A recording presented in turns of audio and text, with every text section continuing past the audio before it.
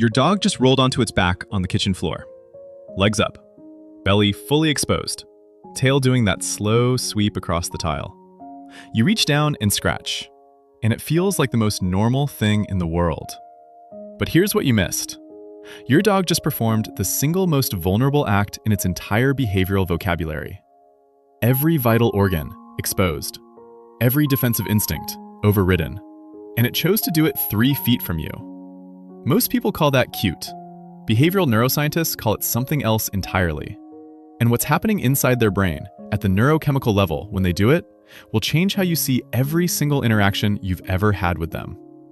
Most people think trust is when your dog sits when you say sit, or when they stop barking when you tell them to. But behavioral neuroscience defines trust in dogs very differently. Trust isn't a decision. It isn't a feeling. It's an architecture. A neurological structure that your dog's nervous system built, not around commands, not around treats, around you. In our last video, we uncovered the attachment blueprint, the genetic system that evolution wrote into dog DNA over 30,000 years. But having the blueprint isn't the same as building the structure. The blueprint says your dog can attach. Trust is what happens when they do. And how they do it is more extraordinary than the blueprint itself. In 2013, researchers at the Clever Dog Lab in Vienna designed a simple experiment. They wanted to measure how dogs respond to their owner's presence versus a stranger's. What they accidentally revealed was something far bigger: the neurological fingerprint of trust in dogs. What they found changed how we understand every single thing your dog does in your presence. And it starts not with behavior, but with chemistry. Trust begins not in behavior, but in chemistry. In 2015, a team at Azabu University in Japan published a study in one of the most prestigious journals in the world, Science. They measured oxytocin levels in dogs and their owners before and after a simple interaction: eye contact, just looking at each other. What they found was extraordinary. When your dog looks into your eyes, oxytocin, the same neurochemical that floods a mother's brain when she holds her newborn for the first time, surges in both your brain and your dog's brain. Not one-directional, mutual. A feedback loop that strengthens every single time it fires. Think about what that means. Every time your dog holds your gaze, not because you commanded it, not because you're holding a treat, both of you are chemically bonding. Simultaneously. 2 species, 1 loop. And they tested the same interaction with wolves raised by humans. The loop didn't activate at all. This co-evolved specifically between dogs and humans over thousands of years of living together. But the chemistry goes deeper than oxytocin. Researchers at Linköping University in Sweden measured cortisol, your body's primary stress hormone, in 58 dog owner pairs. Not for a day, for months. What they found? Your stress and your dog's stress move in the same direction. When your cortisol rises, theirs rises. When yours falls, theirs falls. 2 nervous systems from 2 different species, chemically linked. Not through training, not through commands, through proximity and time. Your dog isn't just sensing your mood. Their entire stress chemistry is calibrating to yours, continuously. So your stress syncs, your bonding syncs. But does the attachment pattern sync too? And in Budapest, researchers at Eötvös Loránd University took it further. They adapted Ainsworth's strange situation test, the gold standard for measuring attachment in human infants, and applied it to dogs. The results? Dogs showed secure attachment patterns identical to human infants. Explore when you're present. Distress when you leave, joy when you return. The same pattern, the same circuitry, across species. Here's why that matters. Trust doesn't start when your dog learns to sit. It doesn't start when they stop pulling the leash. It starts when their neurochemistry begins to calibrate around yours. Before any behavior, before any training, at the molecular level. Their oxytocin fires when yours fires. Their cortisol tracks yours. Their attachment pattern mirrors an infant's. That's not obedience. That's chemistry. Once the chemical foundation is set, it expresses itself. Not as one behavior, as a pattern. In 2013, researchers at the Clever Dog Lab in Vienna tested something deceptively simple. They put dogs in an unfamiliar room, once with their owner present, once with a stranger, and once alone. The difference was immediate.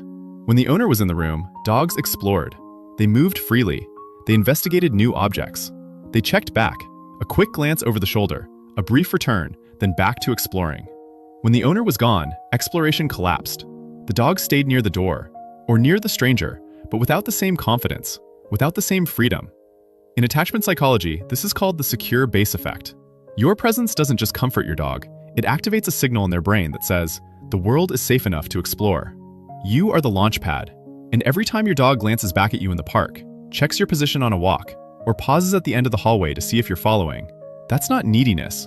That's a nervous system confirming its base is still there. Now think about what that means for the behaviors you see every day. Your dog rolling onto its back on the kitchen floor isn't asking for a belly rub. It's performing the single most vulnerable act in its entire behavioral repertoire.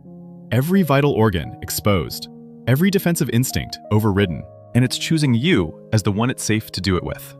The belly isn't just exposed, it's offered.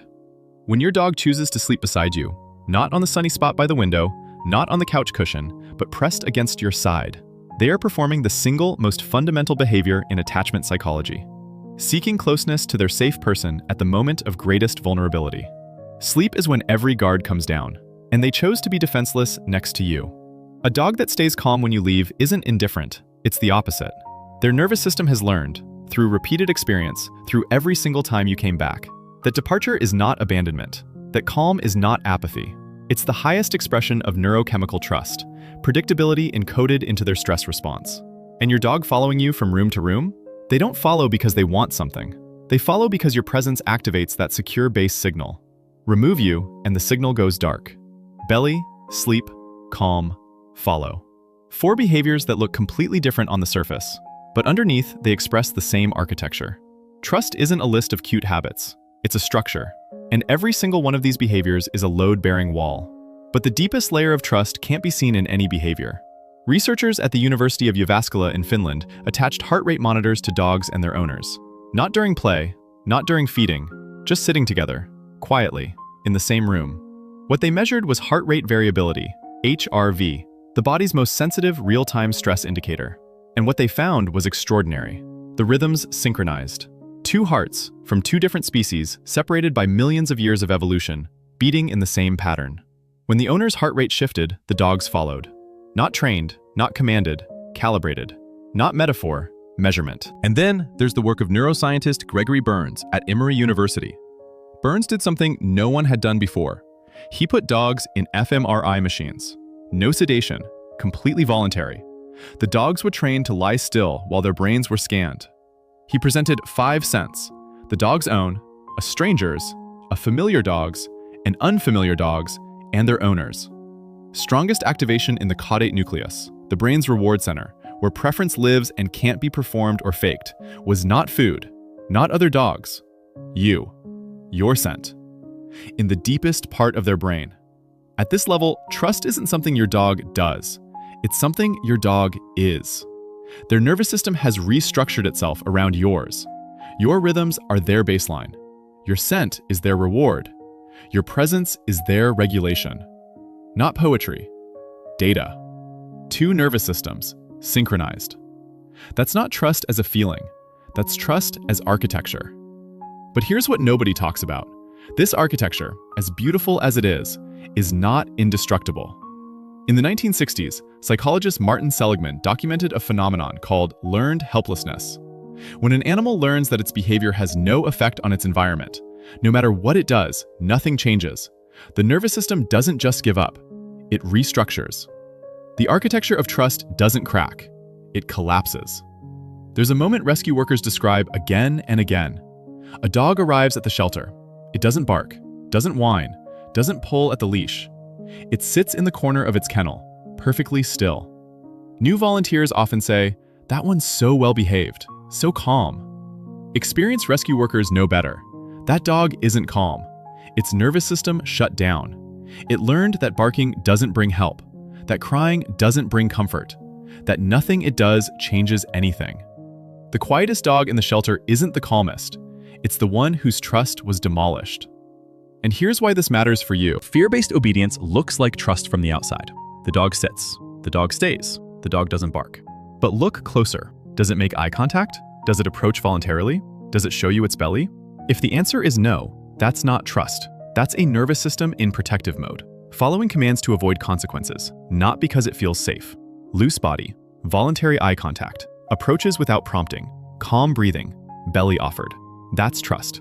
Tight body, gaze avoidance, freezing, lip licking, whale eye, obeys but retreats. That's fear. But here's what Seligman's research also revealed, and what rescue organizations have confirmed with thousands of dogs. The architecture can be rebuilt. The canine nervous system is remarkably plastic. The same neural pathways that shut down under trauma can reopen. Not overnight, not through commands, through one thing: consistency. Every time you come back when you said you would. Every time you stay calm when the world gets loud. Every time you sit beside them without asking anything in return. You are not just being nice. You are laying bricks, rebuilding the architecture, synapse by synapse. Rescue workers describe the same sequence, every time. First, the dog stops flinching when you reach toward it. Weeks later, it holds eye contact. 1 second, 2 seconds. Then it approaches the front of the kennel when it hears your voice. Only yours. And then, months later, on an ordinary Tuesday, it rolls onto its back, belly up, legs in the air, looking at you. That first belly isn't a trick. It's an entire neural architecture, rebuilt from rubble, synapse by synapse, by one person who kept showing up. So look at your dog right now. If they're lying near you, not because you called them, not because you're holding food, but because they chose to be there, you are looking at the result of an architecture that took months, maybe years, to build. Their oxytocin fires when yours fires. Their cortisol tracks yours. Their heart sinks to yours in silence. Their brain lights up, not for food, not for other dogs, for your scent. They explore the world because you're in the room. They sleep beside you because you're the safest thing they know.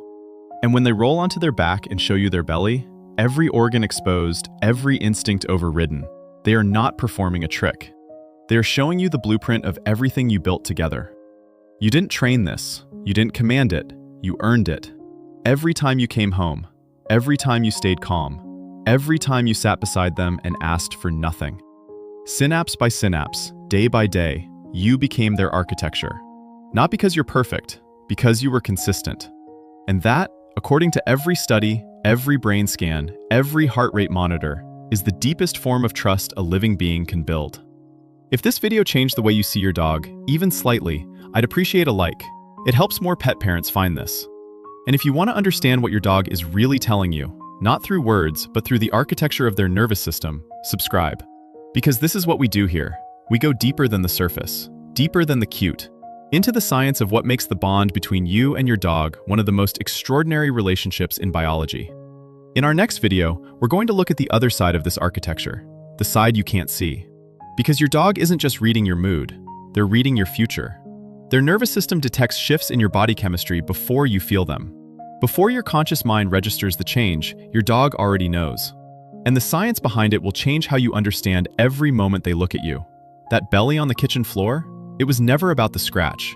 It was always about you.